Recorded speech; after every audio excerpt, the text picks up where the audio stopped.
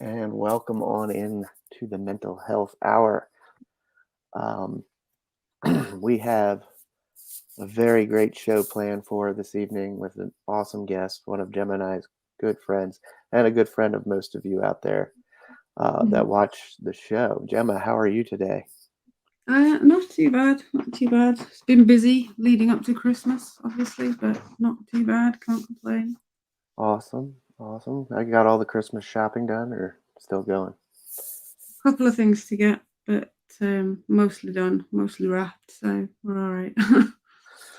Right on. Well, welcome on in to everybody as you trickle in, and welcome to the replay viewers as well. We are excited to have our good friend Bryan on tonight. And in talking with this guy, uh, he's got some great stories and some great, we've had a lot of great conversations. Hey, Lindsay, welcome in. We're talking resiliency tonight, and resiliency is a very great topic that I can't believe we haven't touched on yet. Mhm. Um, so we'll start tonight just going over a little bit about resiliency and what it is, what it isn't, what it means to the three of us, um, and then we'll get into some conversations with our good friend Bryan. But without any further ado, I think we should bring on the guest of honor and Mhm. we'll welcome in Bryan Ramirez to the show. Hello, Bryan. How are you? Hey everybody! Thank you so much for going ahead and welcoming me onto the Mental Health Hour over here. Thanks, Tim. Thanks, Gemma. Awesome. It's Great. great to have you along. And you are officially our first guest on Twitch. So that's exciting. That's exciting. That's awesome. Hello, Hattie, Michael, Joseph Murray. Always a pleasure to see you guys in the comments. And thanks for stopping in. So, resiliency. I started mentioning a little bit at the beginning that what it means to us and how uh, the conversations that we've had, whether it be on a stream together in the creative multiverse, just chilling, or in the comments section while you're playing some guitar. Um, we've had a lot of great mental health chats, for lack of better terminology. A lot about resiliency and how we move forward and how we adapt. And so I just wanted to start. We'll go around. We'll start with Gemma. Uh, what does resiliency mean to you, Gemma? Um, I guess for me, like specifically coming to terms with stuff that's happened and adapting my life to either accommodate those things or to get over them somehow. I Right. am trying not to let the past influence the future and the present, and trying not to constantly live in the past and be affected too much by what's happened. Absolutely. Hmm. Perfect. And Bryan, we'll throw it over to you now. What is resiliency to you? What does this great word mean to Bryan Ramirez? Well, I gotta say, it's for me, it's very much that flexibility that Gemma was talking about too. The ability to kind of adapt and be flexible in certain situations that may demand you to, have something a way that you may not have necessarily thought that it would be, or because life is always throwing those curveballs. So the ability to even just get back up, dust yourself off, and say, "Hey, it got me, but I Mm. got this, and we're gonna go at it again." That to me is definitely what resilience has been in my life. Awesome. Right. And I have to agree with the two of you. Resiliency to me is just simply that, that falling off the horse, getting up, brushing yourself off, and keeping on, keeping on. Um, Certainly, we talked a lot about my substance abuse issue um, as an alcoholic, and that certainly batted me down to quite a low that I've never felt before. probably the lowest that I've ever felt before. That feeling of helplessness and unable to manage my own life is just something that was really hard to come to terms with.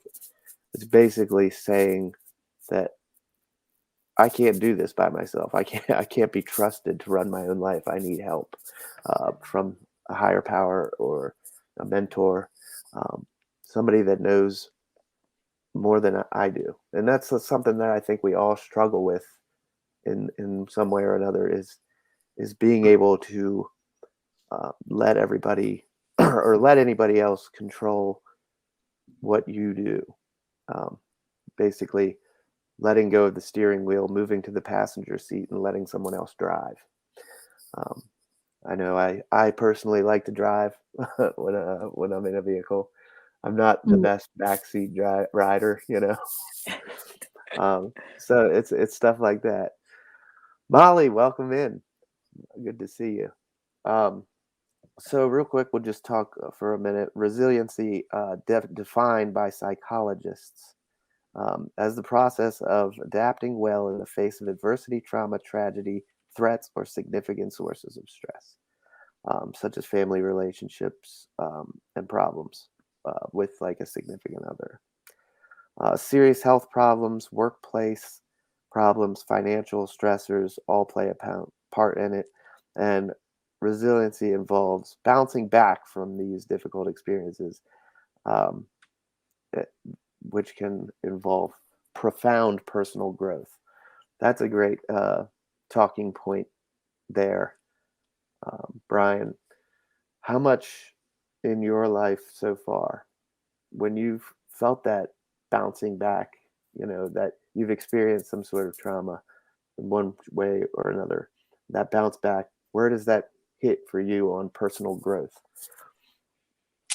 That's an amazing way to frame that, and it's beautiful because that's really the biggest opportunity that we have is when we're at our darkest moments and facing adversity that we haven't faced before, that we realize that deep within us there's that light that's still shining, something that's burning bright, that's pushing you even when you might not think you have it in you. So at a very, very young age, you always look to your your parents or your grandparents and the people that take care of you to be that support network.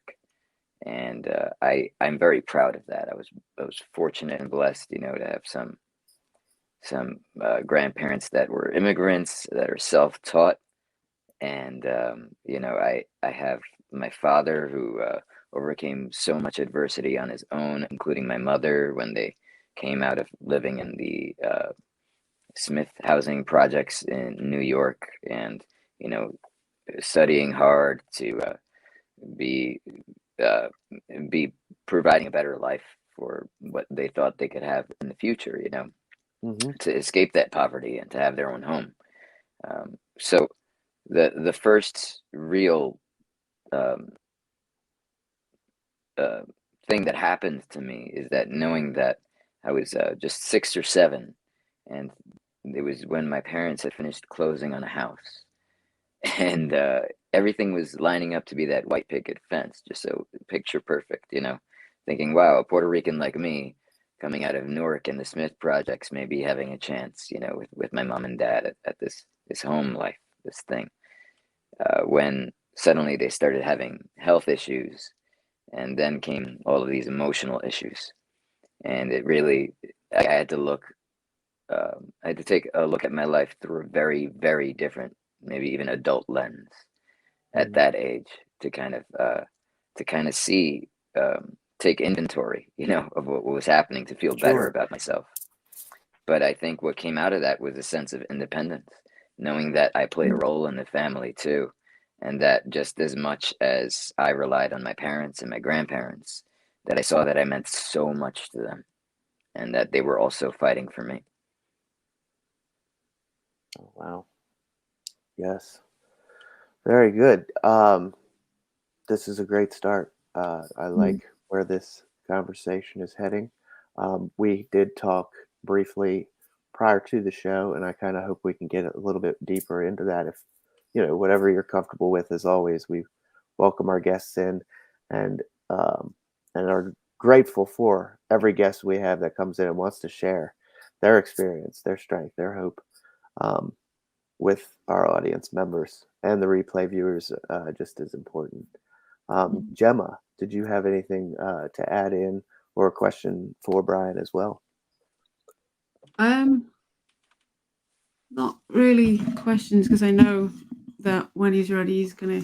Because, like you say, we spoke about it, so we know where it's gonna like head. Just when you're comfortable and stuff, but I can relate to the having to be quite independent from like a young age and stuff. Like I certainly felt I had to grow up before my time for certain things, and was at some point effectively looking after my brother, even though I was a child.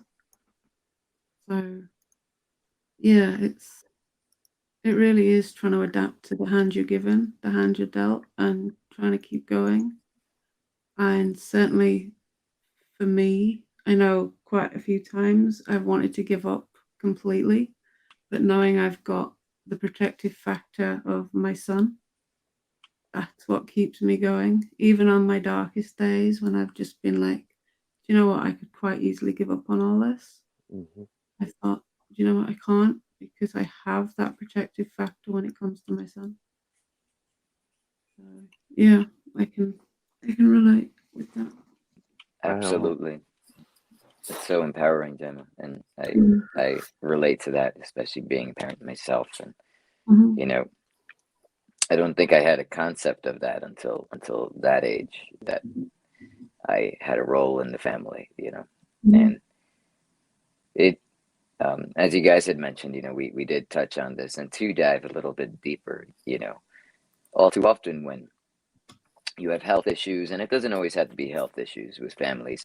It could be a mixture of things. It could be financial issues that come about, and those things generally bring out more of the emotional issues either way. So you have confounding factors that were starting to build up in my parents' life at this point, Mhm. between their monetary issues with the medical bills and health issues that were taking place. Because I Mhm. woke up one morning and I remember my mother really.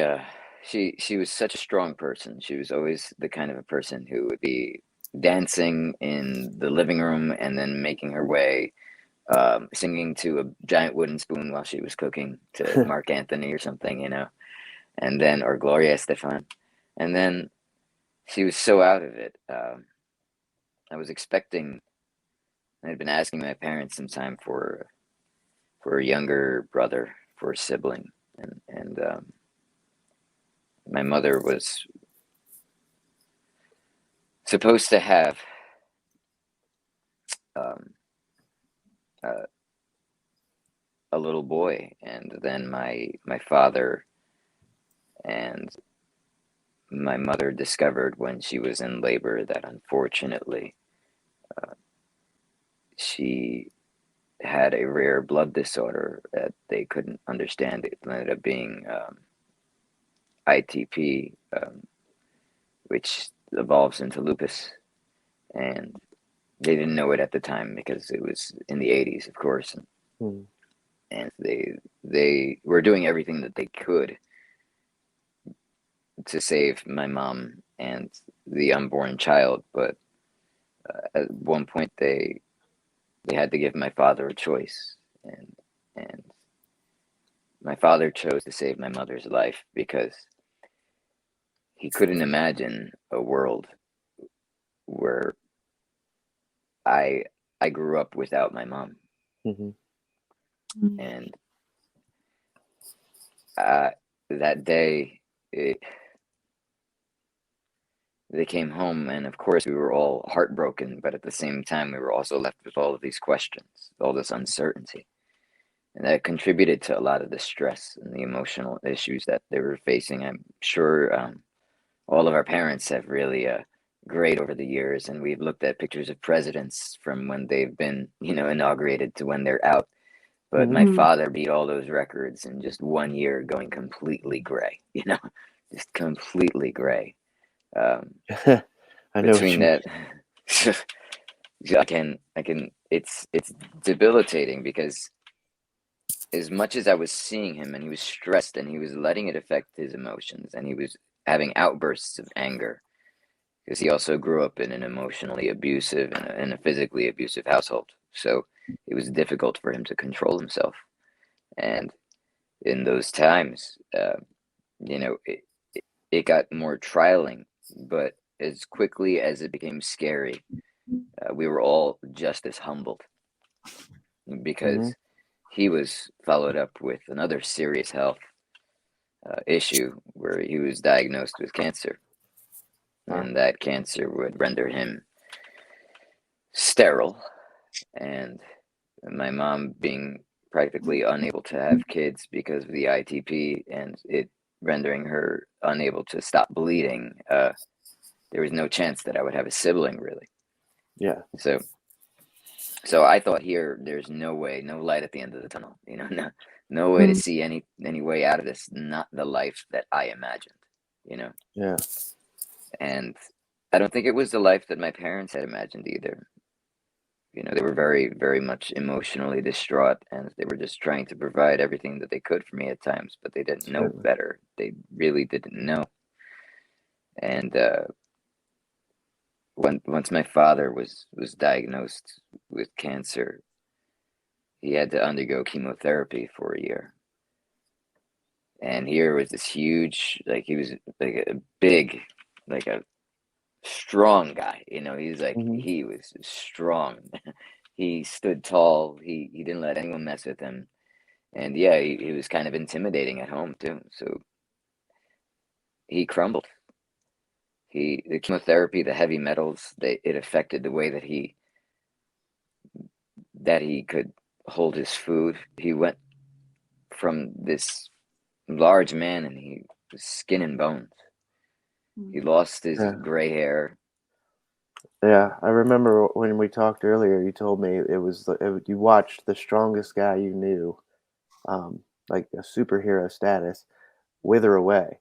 And I too can relate with that, as my father was diagnosed with lung cancer, and he was the first generation fireman in our family, firefighter, and everything I looked up to in my future as a firefighter, and that superhero status, and you watch them slowly just wither away, and it's rough.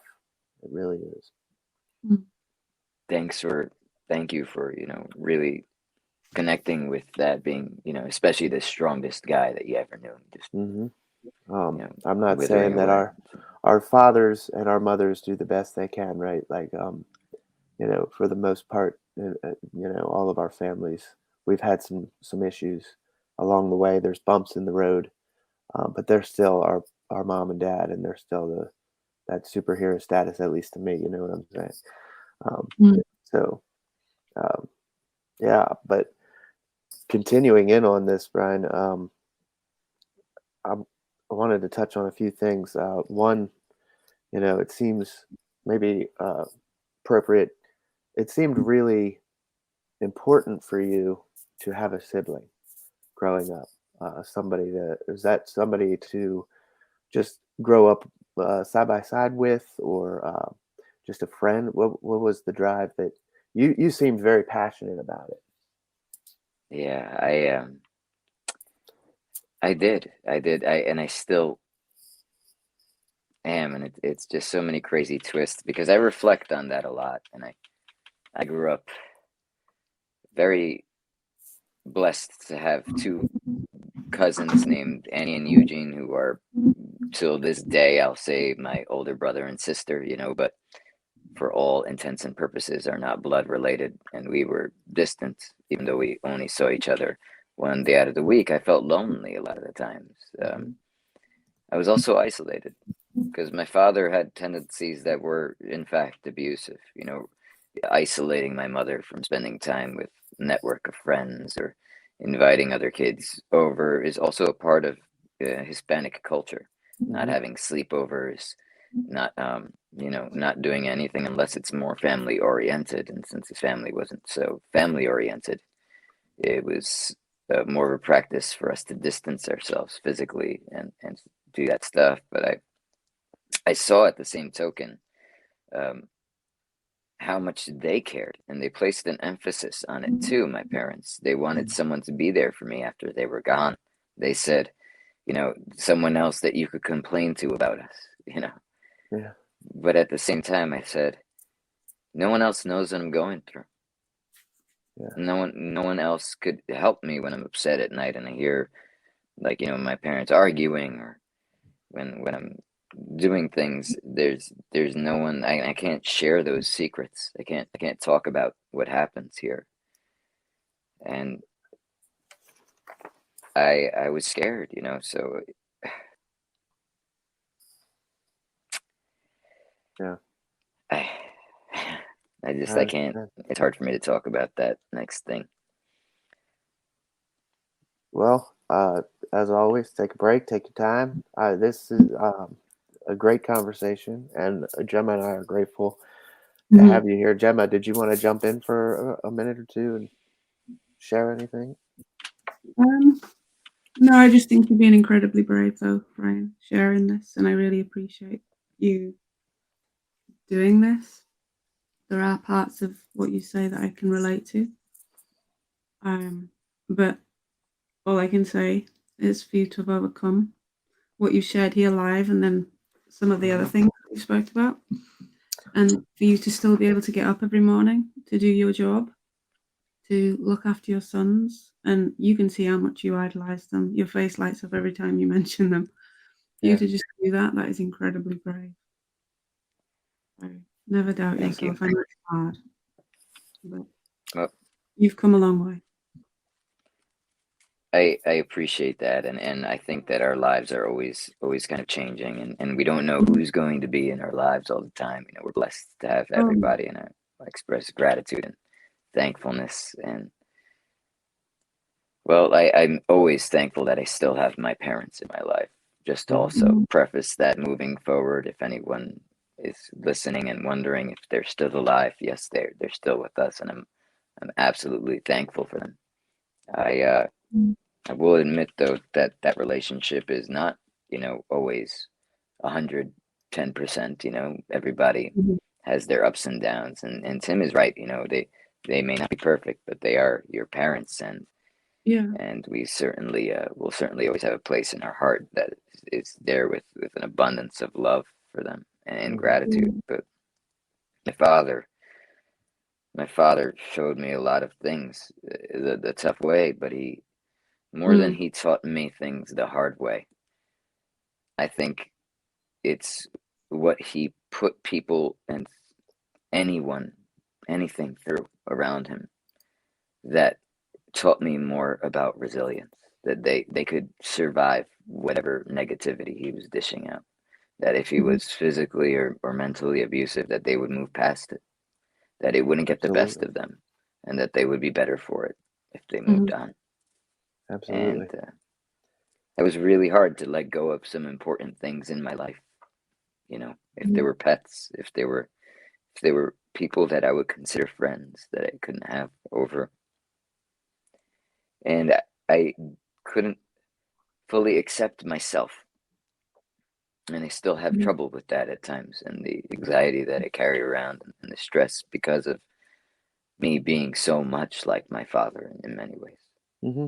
Mm. But I begin to see and only gradually acknowledge, how these things play a big impact on how we see our life panning out in the future, and how we see, what our expectations are with the relationships that we have.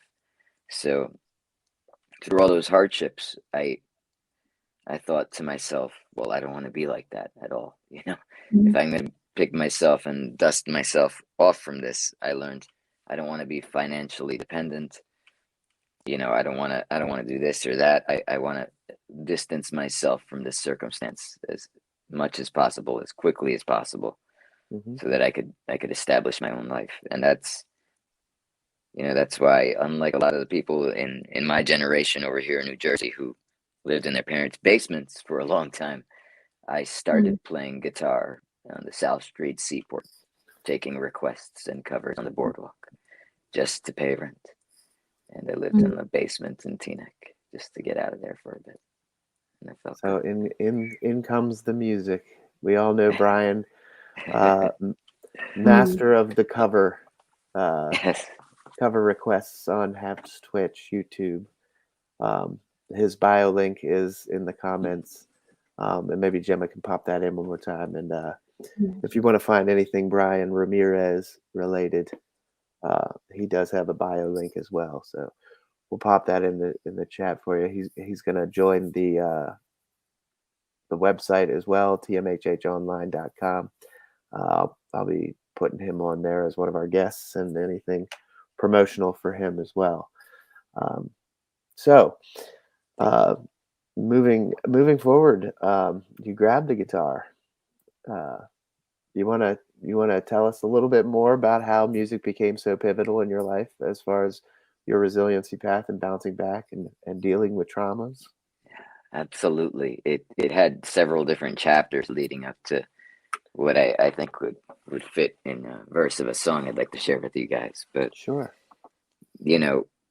From when I was growing up, my grandfather didn't know English. He didn't know guitar. He told me stories, and he'd tell me all this stuff about when he came to America, he would learn English just by doing the crossword puzzles and by talking to people, reading as much as he could.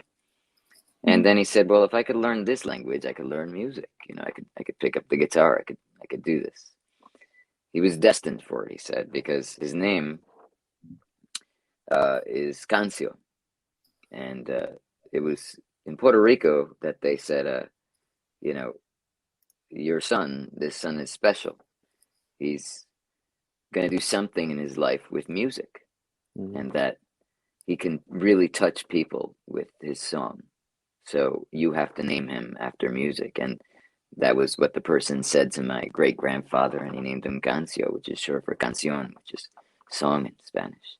So he imbued that in everyone's life, my uncle and mine, and he taught me all of that influence of love of music first, and just being able to enjoy it. And when my grandmother was mad, saying, "Ay, sácanos de canción, vete pa carajo," and then he'd be like, "Oh, he'd just play a little louder and smile at me, and everything would be okay." And I thought, what a way to cope, what a way to be mindful, what a way to enjoy the moment. My uncle, his son, also had a guitar, of course, and he was going through one of those pivotal times where it really tests you and pushes you to be growing and enter this phase of learning. And before he moved from New York to Colorado, he would always play the guitar for me, and he would come about doing the things that I see some other people do on here that I try to do sometimes, or just saying, "Yeah, you know what? Give me a sentence. Tell me a topic, or give me a word, and I'll go ahead and I'll play that song." So I would just go ahead and name anything, like anything that I saw, and he would be able to make my day just doing that. And I thought to myself, that's amazing how much he could affect me, and regardless of how I felt. If I didn't think that I wanted to go home on a certain day, if I wanted to get my mind off the fact that I just lost the chance of having a little brother or something like that, then music was there. Then I remember my great grandmother, she was 104, passed away in Puerto Rico when I came back from seeing a Broadway musical with my parents, and they played Memories by Cats.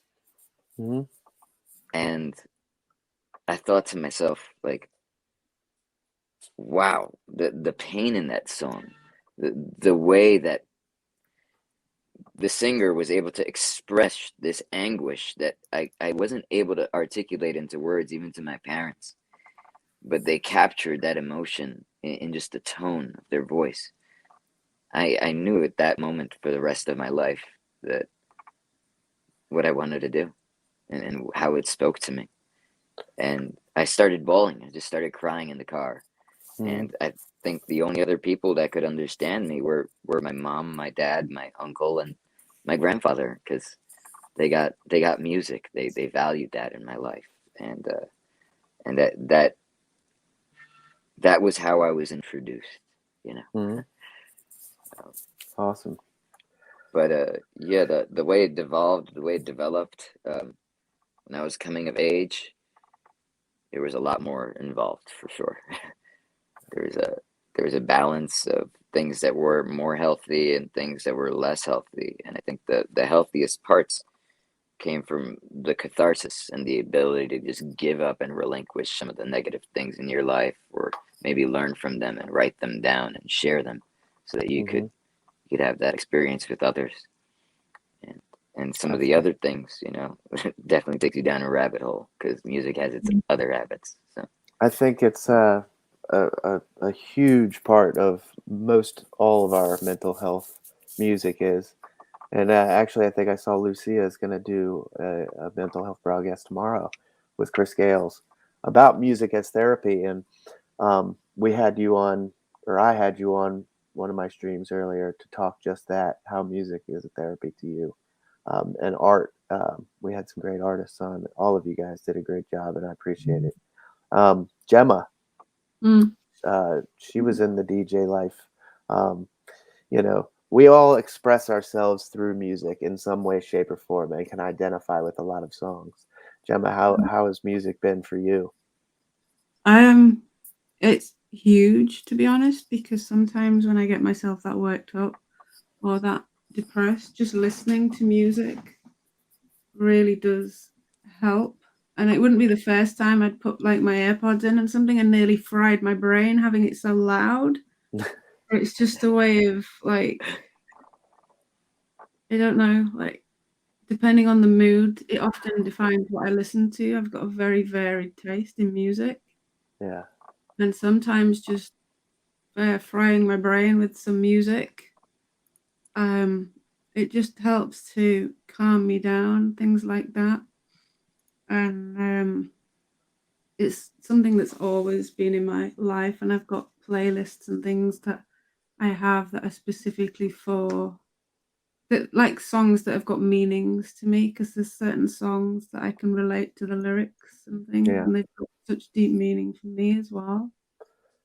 And I don't know, it's really helped, and there's often where, like, it literally happened a couple of weeks ago where I had to leave the house because I was just getting so fed up, and I just put my earphones in and went for a walk, and I ended up walking for miles, just listening to my music, and that was another way in which I coped with the self-harm side, rather than, like, harming myself. Sure. Just fry a few brain cells with the loud music and just walk and stuff, you know? So it definitely helps. It's just such a great way to express all of everybody. I think can relate with this. I myself, I'm a drummer at heart. I've always played the drums. There's not a lot of ways to express yourself through music on the drums. I mean, sure, you can go down there and beat the hell out of them, but yeah, as far as like playing a beautiful song, it's a percussion instrument. It's the heartbeat of a song, basically. So I didn't realize that when we wanted to be a drummer, and I was 7 years old, and I was talking about it. I still, I guess, thought that you could like play a song like on the piano, just on the drums. But I use music to. I find myself explaining myself through other songs. Like when right. my mom would ask, "What is wrong?" And I'd just be like, "Here, listen to this song. This says everything." you know. But Yes, it's absolutely. a great thing that you can write down originals and express yourself through that. That's amazing. Thank you. Yeah, I absolutely feel what you guys are saying, and I'm interested. And thank you everybody in the chat, and hello, even though I haven't said hi. I appreciate everyone tuning in, but I'd like to know, and just to throw the question out there to you guys and everyone in the chat, I really wonder how music affects you in those ways. But also sometimes, there's songs, especially around this time of year, that trigger me, that are absolutely different, or like, get me into different memories or remind me of certain things. So I'm going to go back to that before the end of this, because that's with regards to some of the quotation that I've shared with you, Tim and Sure. Gemma. I think that it feeds a lot into that quote, but I'd really like to know how people feel about that, because just as much as music could be selected, that mood, that groove that we're into, it's also a big part of what stimulates us, what turns something on and off, what reminds us of a distant memory at times. Mm-hmm. But yeah, I did use that as I can't think of the word, I guess an instrument to grieve, like literally. And I remember writing a couple of very downtrodden, hopeless songs about my father. But then I decided to write in Spanish. And if it was all right with you guys, I'd like to share just the first verse of Yeah, that song with you absolutely. guys. Thank you. And it's a song that's pretty straightforward. It's called Soñador, and that means dreamer, because my father always used to say, he's a dreamer. And um, yeah, Yeah, I'll we'd just love play it that. for you. We'd love to hear it, ladies and gentlemen, on the Mental Health Hour. A little music for us. Bryan, take it away. Thank you.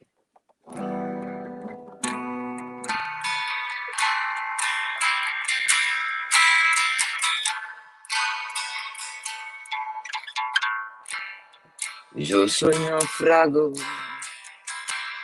en este mundo, pero mis momentos y recuerdos en mi vida fueron profundos y mis sueños eran sinceros. Para criar dos buenos hijos, sustentar amor con mi preciosa, eso es la vida de mi padre y los deseos de la boca. So this is a song that I wrote about my father. That was the end of the first verse. Sorry for not being able to explain that as I could in English as well as I'll try to now. But Okay. it's about feeling shipwrecked in this world, essentially. Remembering still that you have these moments, secrets, and dreams that you want to hold on to, and that they're sincere, and that in his life, the most treasured things for him are to just get by trying to raise two sons and sustain the love that you have. And I said that was the wishes of my father. And I elaborated on it throughout the rest of the song, talking about how he tries to balance the flame of his emotions with everything else that's dousing his life. And in a way, with himself, playing with his health, playing with anger, and still struggling and still fighting back to be the calm person that he is today, to be the person that he is healthier today. And That's my mom awesome. as well, to That's have real. overcome a lot of those things. It shows me that I was grieving at that point. It was okay for me to not be angry and write these angry teenage angst songs against my father anymore. Sure. That it was okay to be sad about what happened, but to let go of it and to say, to acknowledge that there was hope, that there was a way, maybe that there was a different future that I imagined, because life isn't going to be perfect or how we always expect it.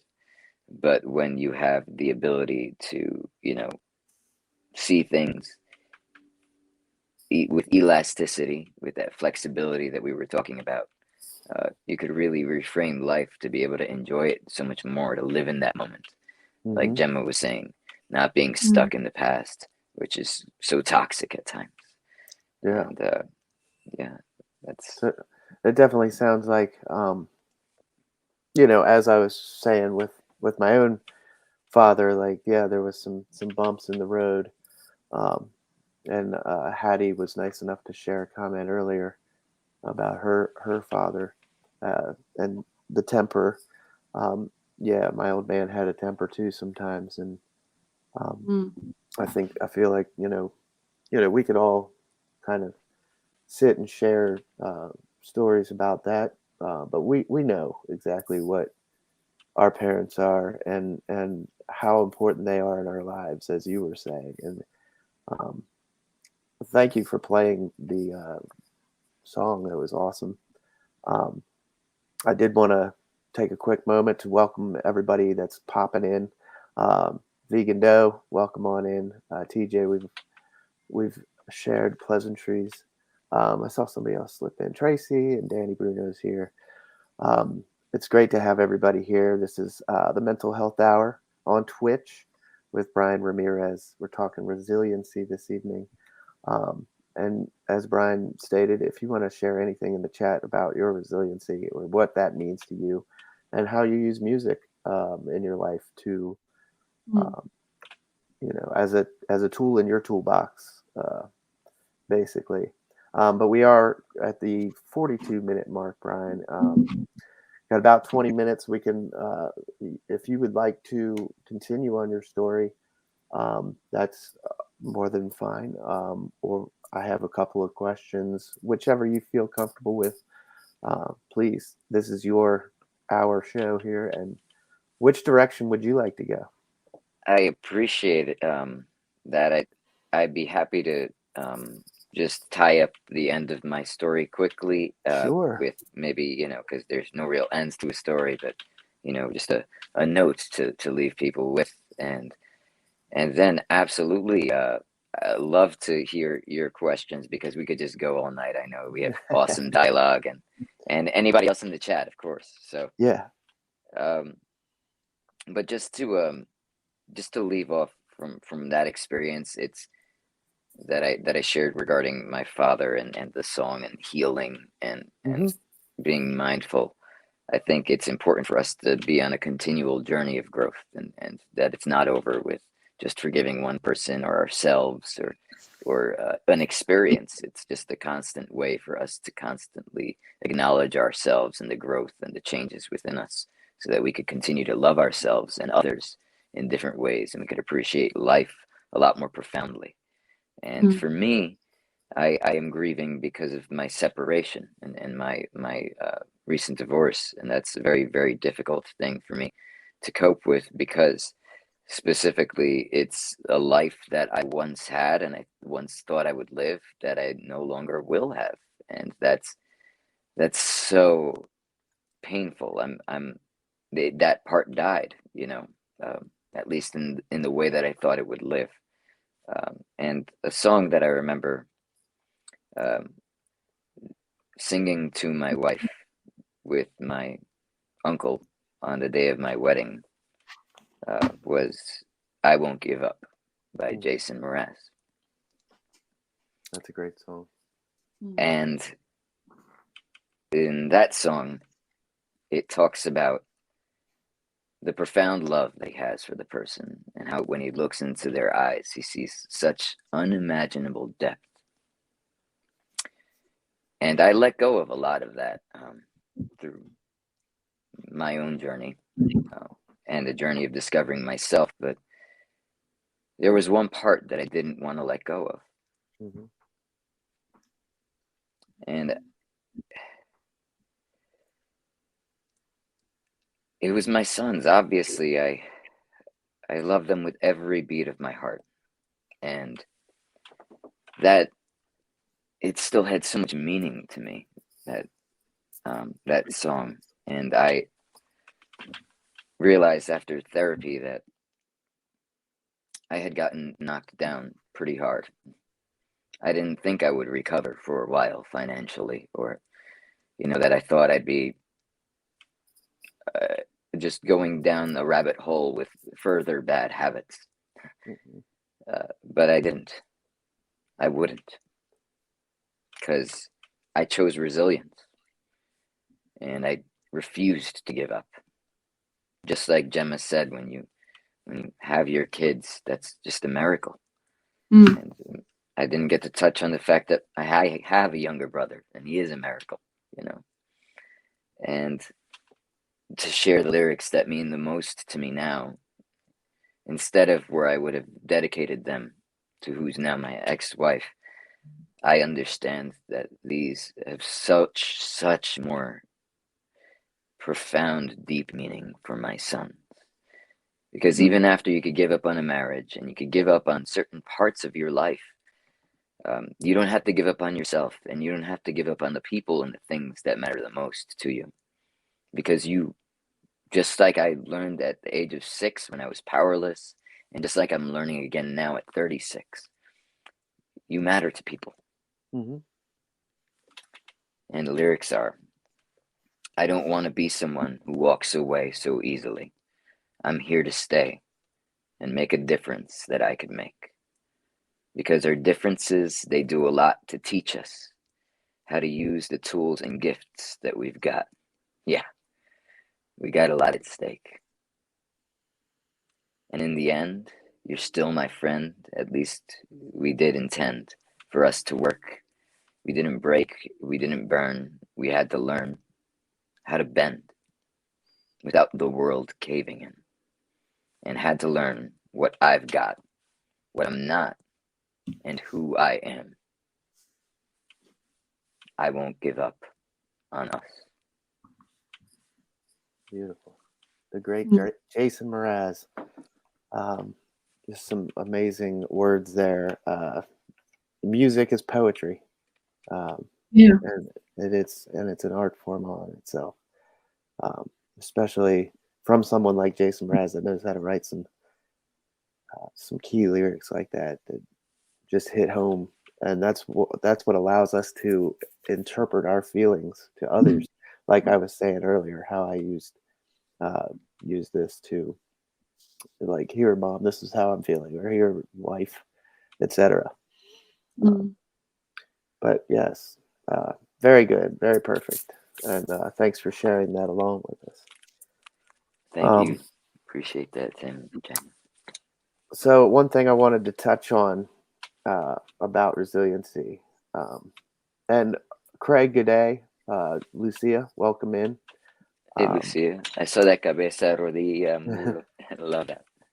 um, by the way, folks, Lucia will be doing a broadcast on Haps tomorrow with Chris Gales at, I believe it's 6 p.m. Eastern time. Um, and we'll be doing a rebroadcast of this on Haps tomorrow as well. Gemma and I will be in the audience if you want to pop by and say hello. But definitely, if Lucia is live with Chris Gales, stop by and show some love there as well. Looks like it's going to be a great episode, and I'm always looking forward to those. Um, so I wrote down two things as you were going through, and we have about 10-15 minutes. Um, Mm. we talked about it before, um, but the parenting from how you were past parent. I've been reading a great book. I passed it along to you, and in that book, there was something that really made me think, stop and think. Um, so when we're looking at these problems and traumatic events from the past, like you were talking about, um, your mom coming down with lupus and not being able to conceive, but then she did, and you do have a sibling now. But more along the lines of when your dad had to make that choice between mom or baby, uh, Mm. or when your dad came down with a cancer diagnosis of his own. Uh, did did you find at any point, or maybe you still are, when in the grieving process, or what have you, that you've held or harbored resentment towards them, maybe for making that decision, or for getting cancer. Just to elaborate a little bit on this question, uh, the book I'm referring to is Recovery by Russell Brand, and he went over a one of his inventory items for himself, and one of the resentments that he had to overcome was when he was 7 years old, his mom was diagnosed with cancer, and he didn't realize he was carrying that around for so long. So, if you understand what I'm getting at, the resiliency is moving forward from these obstacles. But are we doing ourselves any good moving forward and bouncing back if we're still harboring resentment? Do you have anything to add in on that at all? That's such an intelligent and thoughtful question. I could tell that you've certainly, had therapeutic insight when you ask something like that, because I think only when I began going to therapy myself was I able to admit that I did have resentment and acknowledge that. So, sharing that book with me was especially meaningful because it there's a lot of puzzle pieces that are on my board already, allowing me to see some things or at least how they're framed out. But when you put a bunch more on there, I'm like, hey, this is making sense. This Yeah. is how it connects. And for sure, I may resent at times and have discussions with my parents certain aspects still, like, mom, why did you stay during this? If I was going through this, if you were being treated this way, what was the mental schematic that you were experiencing? How were you balancing these things, and how are you justifying them emotionally, or monetarily, maybe Hmm. even, or just to survive, with all the social constructs that existed between 35 years ago, it was a Yeah. completely different world. And I absolutely think a sense of compassion and empathy are the only kind of ingredients that I could move forward in a conversation that I could have with my parents to have like a healing kind of a sense. But I can't, I'm a human being, Hmm. and I can't approach every conversation like that still till this day, to be honest, and neither can they. Because though I'd like to think of myself as mindful and of them as mature adults, we both have our instances where we're more reactionary. So, Hmm. you know. Awesome. And Gemma, how about yourself? Are you finding any points in time that you're still feeling or harboring a resentment from the past that you just can't get over? But I'm going somewhere with this. So, Oh yeah, for definite. I think the biggest thing that I'm like there's two of the biggest things that I am harboring like that, because I know we've all said about having parents, like, it's no secret that I had abuse growing up, and I resent that happening. Um, Not because like my brother, that he never laid a finger on my brother or anything. It's always to this day made me think, why me? And for the longest time, my dad would never admit that it had happened. He would, at best, he'd say, "Well, you deserved it." And the hardest thing for me now to come to terms with is the fact that my dad's got dementia, hmm. and he says he can't remember half of it.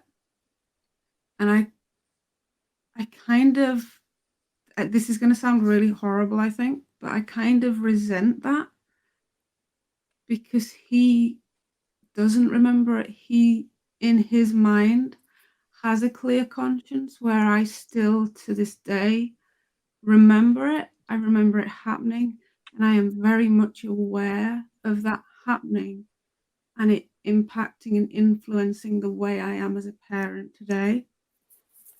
And then the other one is for my ex, the one who is the father of my child. Hmm. And this, again, it might sound horrible and it's not meant to, but I resent the fact that he got to walk away and live his life with not a care in the world. If he wants to go out, he can go out. If he wants to go with friends, he can go with friends. He can do his job. He can live his life. even though he has 2 children, one to me and then one to another lady. His other son's considerably older now. Yeah, I'm the one that had to stay in hospital with him for 2 months when he was diagnosed. I'm the one that has to pick him up when he falls, wipe away his tears, watch him up overnight when he's poorly, and I don't get a break from that. So I very much resent that, but at the same time, I wouldn't change my son for the world. Mm-hmm. And as much as I think to myself a lot of the time, do you know what? I wish, like, if I'd have known what I know now about him, then things would have been different. But then, would it have been different? Would I have had my son? Mm-hmm. And if I had have had him, if I had have had a son, but it was with someone different, he wouldn't be the child he is today. Right. So as much as I resent that, I'm also grateful for having that. And in a weird way, despite what I went through with him, I still love him in the way of he gave me a child. I am not Sure. in love with him. It's a very Absolutely. different thing. But I love him for what he gave me, even though he got to walk away and live his life as if he didn't have kids, basically. Yeah. All his social life and everything is Understand. intact. So I do resent that. And Yeah. And the reason I ask is, and thank you, Gemma, Mhm. for chiming in with that share as well. The reason I asked that whole resentment question, not to bring a damper onto the situation, Mhm. but in reading that book and that part in particular, it brought to light the program that I work, is realizing these resentments is the backbone of Mhm. a strong mental health, and what to do with these resentments and how to move forward from them, because we can be resilient. Certainly, we can bounce back from some tragedy or trauma. Whether we handle it appropriately isn't always the the best case scenario, but um, we can bounce back for sure. But then, how good are we from bouncing back and remaining resilient if we harbor a grudge or a resentment? So, really realizing these resentments and doing something Mhm. about them as well, just build that resiliency stronger, and we bounce back better. Does that make sense, Brian? Mhm. That's beautifully put. I think that that's right back to how you began it, to bring it full circle with growth and really, challenging yourself to get to, even in those darkest times, for them not to be a blemish on your soul, but to remind you about how much you could continue to bring light to you and to be that light in the situation. And I think you're so honest about it being a struggle. So thank you too for sharing that, and also Gemma for sharing your vulnerability and your experiences. Absolutely. Yeah. And well, that has actually brought us to 1 hour. So we're gonna thank you again, Brian. We're gonna start wrapping things up, do a little promotional stuff. But first and foremost, thank you, Brian, for coming on tonight and sharing with us. We'd love to have you back anytime if you want to continue this conversation. Thank you. Thanks. I love it. I love our conversations. So Yeah. I'm all ears. Yes. I feel like there's a few guests that we've had that we can have right back at any time and pick up right where we left off. And this Mhm. might be a two-part episode because resiliency does cover a lot in mental health. Um, and hello, Beardo and Weirdo in the house. Piano Man and Blaine. I believe we have a Beardo Weirdo tonight. It is Tuesday, tonight at 10 p.m. Eastern. So if that's the case, make sure we all tune in for the BWN. Um, and as always, we didn't get to see Ella, but she uh, messaged me earlier saying she's been so busy doing Santa's workshop for the bunny shop. She has taken a much needed rest tonight. But Mhm. www.mybunnyvalentine.com. Use the promo code FireDude15 and get 15% off. I believe there's a holiday one too right now, but I'm not sure what it is. Um, holiday rabbits. Brian, did you have anything to add, or when are you streaming next? Where can folks find you? That kind of stuff. I know that, I've got to thank Gemma again for putting that bio link together. So, Mm. I'm on Great. practically every social media platform here, loving what's going on with Twitch. So I'll be absolutely tuning in to the Mental Health Hour in the audience if you don't see me up here on that big screen at another later point in time. But if I don't go on randomly between your casts, just keep an eye out for me. Yeah. So thank you again for the wonderful opportunity, and I love you guys. Thanks for tuning in, everybody. Absolutely. And you're not out of here just yet, because I usually make our guests give us one piece of advice um, about the show topic. Resiliency was what we discussed tonight. And do you have any parting words for the audience, for the replay viewers, somebody that's going to tune in that might really take something from this? Um, might be looking Yes. for some kind of guidance in some way. Where can you leave them with? If you're dreading a decision, if you think you can't do it, whether it's college, escaping a bad relationship, or something, Mhm.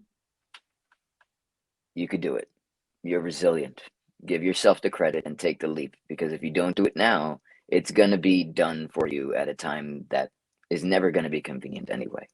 So believe in yourself.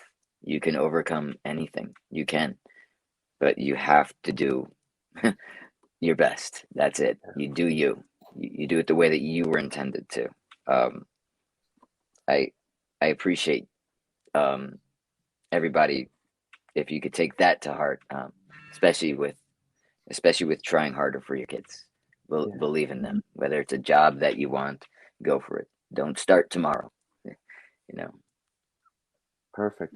Perfect. Beautiful. Thank you, Bryan, again for coming on, and Bryan will be around for questions and anything you guys. I know Bryan would be probably more than happy to answer anything if you want to reach out to him with his bio link. Gemma, anything on the way out the door? Just kind of the same lines. Grab what you want for your life now, because if you don't and you just let life sail by, you'll only regret it later. And honestly, with the things, looking back now, if somebody had told me years back that I would have overcome what I have done, I wouldn't have believed them. So sometimes you don't know your own strength until strength is all you've got to have to give. So never give up, and there is absolutely no shame in reaching out for help at all, because as I've said to many people, a problem shared is a problem halved. If somebody wants to help you through something, let them, because there's I find it helps me helping other people, Mm-hmm. and 100%. I do what I do, and don't wait until you think if it's not the right time. Do it now. Act on it now, Yep. because tomorrow isn't promised. Perfect. Well said. Mhm. All right, everybody. Well, thanks again for all the people that tuned in live. Thanks for the subs. Thanks for the bits. Thanks for the cheers. Thanks for the Mhm. emotes, and all the new crazy Twitch stuff that we're learning. Like I said, we will rebroadcast this in the normal time slot for the Mental Health Hour tomorrow on HAPS. Gemini should be there. Mhm. Drop by Lucia's broadcast as well tomorrow, 6 p.m. with Chris Gales. Music is therapy. Um, and Catalyst tonight with Jim in Chicagoland. Uh, a show favorite here at the Mental Health Hour, 11 p.m. Eastern Time. Great show, great program that he puts on for us every Wednesday. So, oh wait, it's not Wednesday. Catalyst is tomorrow night. So, Catalyst tomorrow night at 11. We got Beardo and Weirdo tonight at 10 p.m. Eastern. At the end of the day, you're restreaming this on HAPS, so that will fit in. It'll fit in just great. Just for that. Awesome. So we will go ahead and get on out of here. Mhm. Nobody to raid right now, but that's okay. All right, everybody. On behalf of Gemma and I, we hope you guys have a wonderful Christmas. Yeah. We will see everybody in the Discord, and we'll see you all around the platforms. And thanks Mhm. again, Brian. Hope you have a Merry Christmas as well. Merry Christmas, everybody. Happy New Year. Yeah, Merry Yes. Christmas. All righty. We'll see you guys next week. Bye Yeah. now.